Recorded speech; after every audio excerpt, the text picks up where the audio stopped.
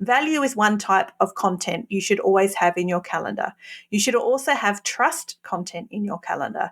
The very common marketing term that people need to know, like, and trust you. And that's the online journey we take all of our customers and clients through, from having discovered us for the very first time, and build that trust over time to then expect that there is some monetary exchange at the end. And then suddenly they become a customer or they become a client. So you should have trust content as well. And the third type of content you should have, I call it, is know content. So K-N-O-W, know content.